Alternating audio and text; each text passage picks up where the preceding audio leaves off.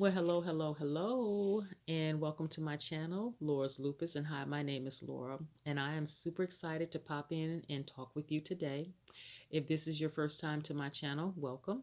If you are a returning subscriber, thank you for finding something that I have to say helpful and informative and encouraging. Okay, and so um, today's question that we're going to attempt to answer is whether or not lupus is considered a chronic illness. And so when we think of chronic illnesses, we think of, cancer, heart disease, diabetes, kidney disease.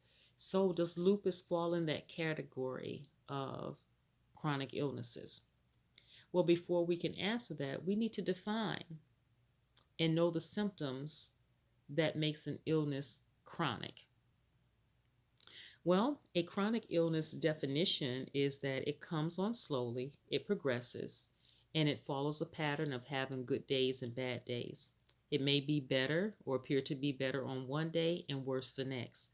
And it continues to follow this pattern as the illness progresses and starts to impact more systems of the body. Chronic illnesses impact, the entire person, physically, mentally, and emotionally. The symptoms of a chronic illness include pain. It includes chronic fatigue, and not the type of fatigue from, not getting enough sleep. Chronic fatigue in which the person cannot get out of bed, they cannot get dressed, they cannot lift their hands to do their hair. It involves, feeling exhausted from walking from the bedroom to the bathroom or from walking from the bedroom to the kitchen to try and to prepare a meal. The person feels totally exhausted. Things that we take for granted that we're able to do every day exhausts a person with chronic illness, especially those with lupus. With a chronic illness across the board, it involves a loss of physical strength and endurance, which means that this person can no longer do the things that they were accustomed to doing. If they were working on a certain level at 100%, that starts to decrease as the illness starts to increase or progress. Because a chronic illness impacts the entire person physically, mentally, and emotionally, it can cause emotional distress. Emotional distress in the form of anxiety, and anxiety due to the unpredictability of the disease, not knowing what tomorrow will bring. How will I feel tomorrow? I made plans. Will I be able to fulfill those plans? It can come in the form of frustration, being frustrated with yourself that you're not able to do the things that you were accustomed to doing.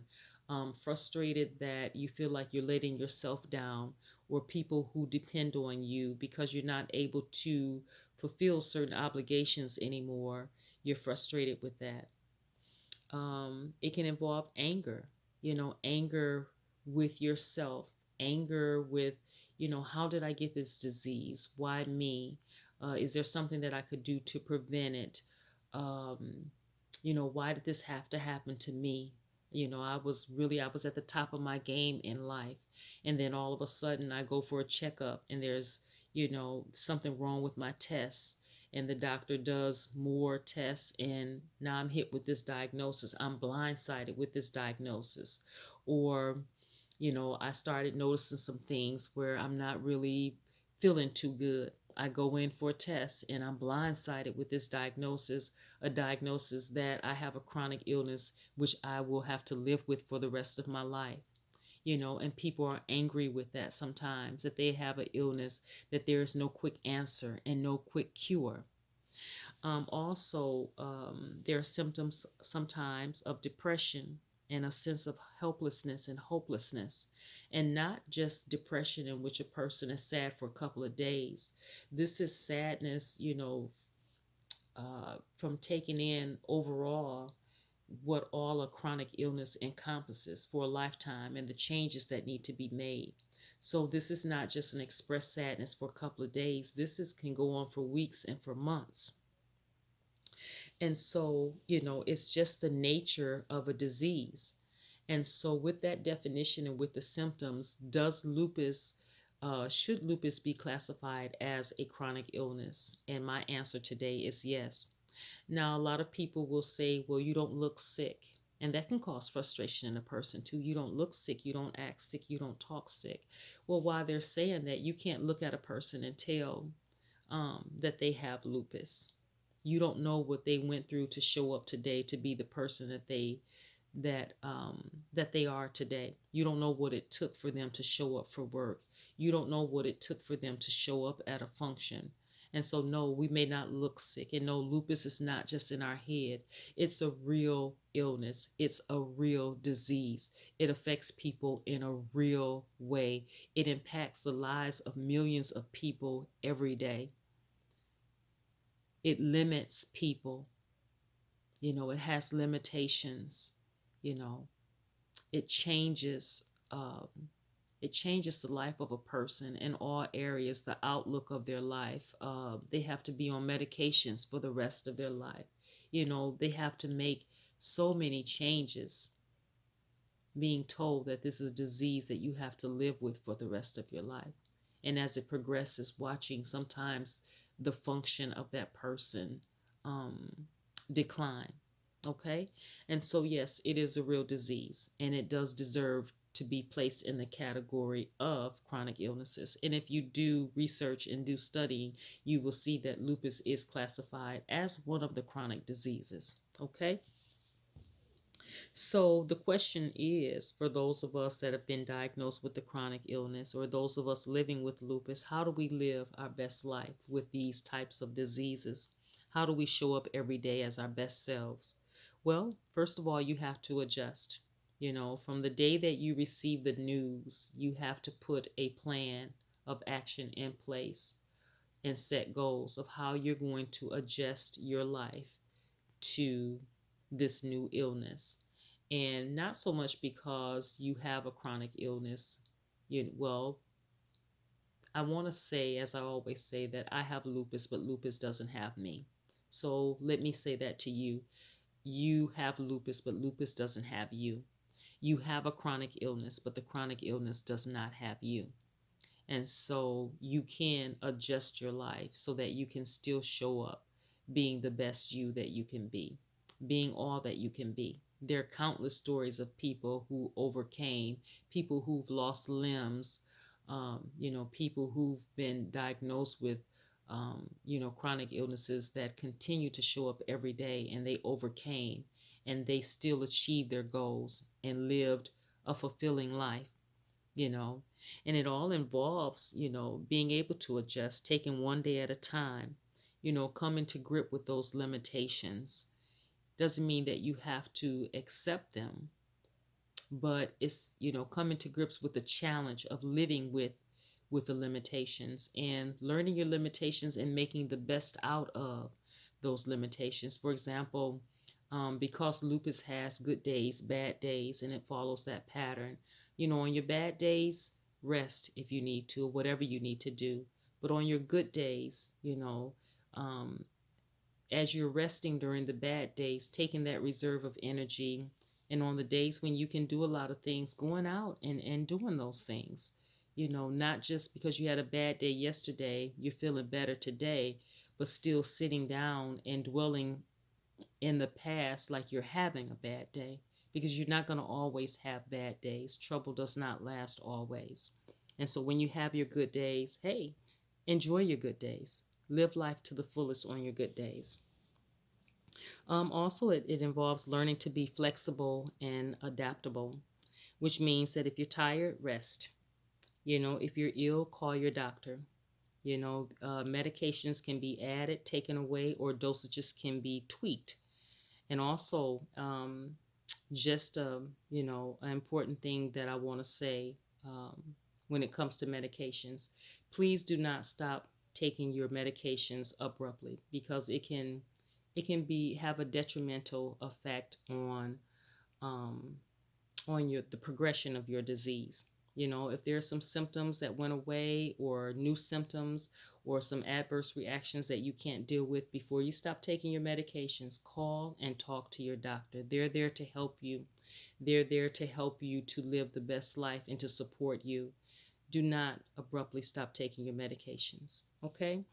Also, we have to make adjustments in our diet.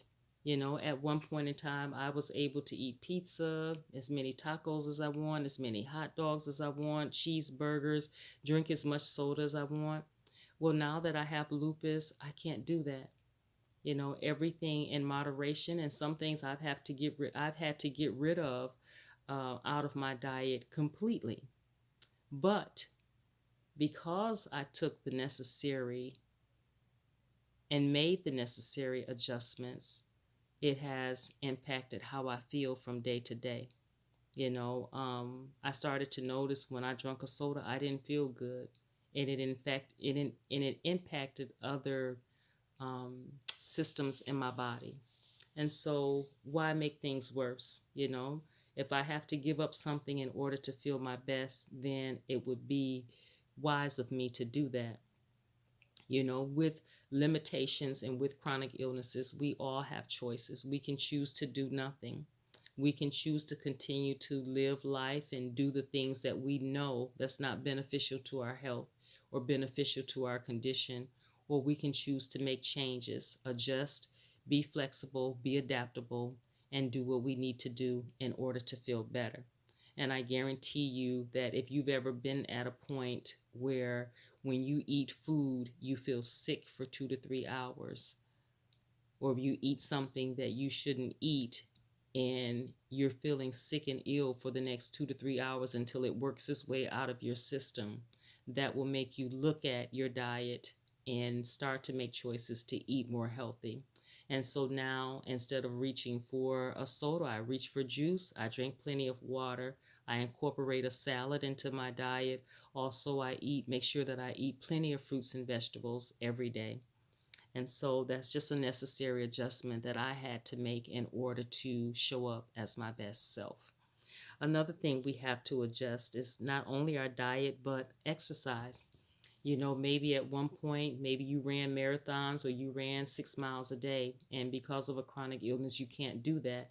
But it doesn't mean that you have to lead a sedentary life. You can do something, even if it's just 3 minutes a day, 5 minutes a day, 10 minutes a day. Studies show that exercising 20 to 25 minutes a day, several times a week, can impact and improve any type of illness or health condition. And so maybe you're not able to run 6 miles a day. Maybe you can do a 10-minute walk in the morning, 10-minute walk in the afternoon, and a 10-minute walk in the evening, as long as you're doing something. Like I said, we have a choice. We can choose to do nothing, or we can choose to get up and do something in order to show up to be the best person that we can be, even with the chronic illness. Also, we have to be flexible and adaptable as far as getting enough sleep. Sometimes with lupus, like I said, there's that chronic fatigue. If you need to stay in bed all day, maybe you were accustomed to sleeping 6 hours that energized you, you were able to go. But now with the chronic illness, you may need to sleep 8 hours, 10 hours, or you may not, you may feel like staying in bed all day. Whatever you need to do to get the rest that you need to show up and be the best person that you can be, you need to make that choice and you need to do that. Also, with chronic illnesses, we discussed that there are symptoms of depression. Well, you don't have to stay stuck in depression. If you're feeling depressed, call a friend, a loved one, call a doctor, discuss your symptoms, discuss what you're feeling. Call a clergy, get counseling, get a life coach. We need to discuss our feelings. We can't keep this bottled up inside. Whenever we keep our emotions and feelings bottled up inside, don't talk to anyone about it. Just feel like we can deal with it on our own, handle it on our own. We're either going to implode or explode. And so we don't need to do either of those. There are support systems, there are resources out there, there are people that's willing to help you. What a blessing it is when you have friends and family and loved ones to keep you encouraged, to be supportive of you, to say, you know what, hey, what can I help you with today? Is there anything that you need?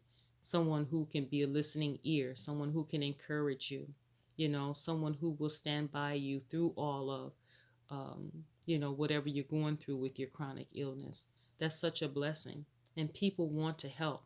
And we have to learn sometimes to be the type of friend. If your friend was depressed, you wouldn't just sit there and do nothing. You would call that person, you would check on them. Hey, how you doing?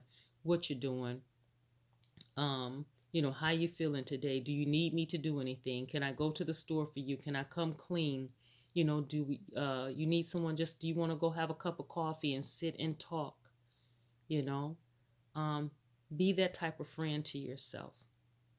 And you don't have to suffer with a chronic illness. You don't have to suffer with depression. You don't have to suffer with anxiety in silence. Sometimes even you may need a medication, because with chronic illnesses, sometimes it can cause a chemical imbalance in the brain. And you may need a prescription of medication to help, to help balance that out.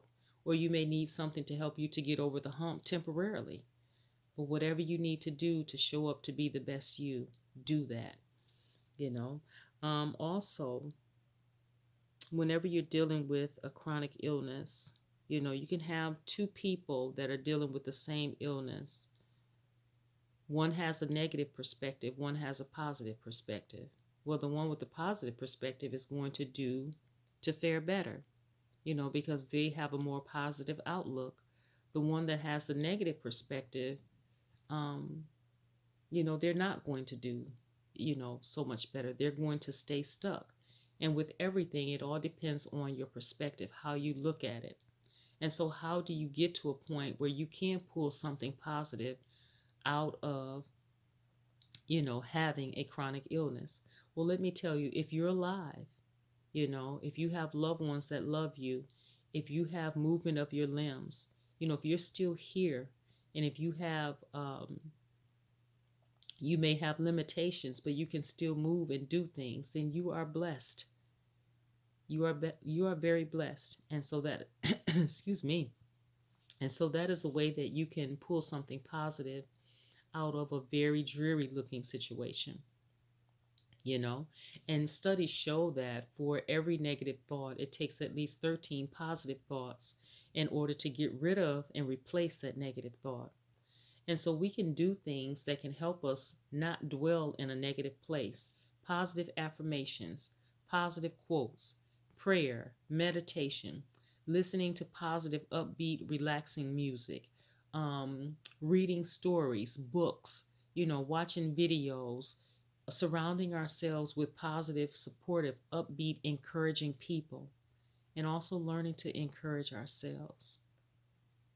And so I hope that whoever's listening to this video, I hope that you found something that I have to say to be encouraging.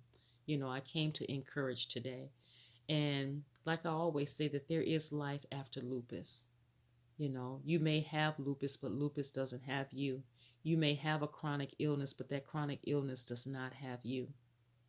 So it's all about perspective. And so I'm going to end the video at this point. I didn't want it to be too long. Take care of yourself, stay encouraged, stay positive, stay strong. And, until we meet again, take care of yourself. Bye for now.